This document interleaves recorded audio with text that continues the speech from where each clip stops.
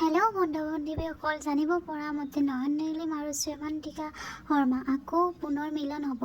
সবিশেষ জানিবলৈ ভিডিঅ'টো শেষলৈকে স্কিপ নকৰাকৈ চাই যাব। শ্ৰীমন্তিকা বৰুৱাই জানিব পৰা দিয়া মতে তেওঁৰ জীৱনৰ বহুতো ঘাত প্ৰতিঘাতৰ মাজে তেওঁ আৰু নয়ন নিলিমে প্ৰেমৰ সম্পৰ্কত আছিলে।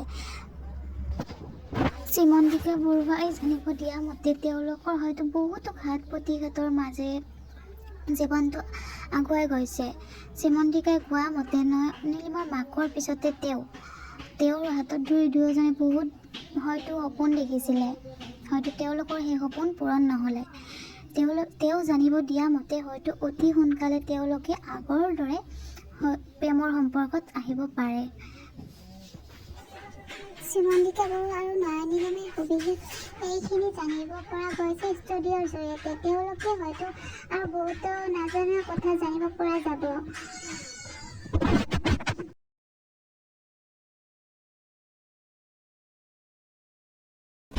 দেখিলে চকু হয় আপাৰ দীপাৰ দুটি উত্তৰ হামিতি গুগলি নেটলিপাৰ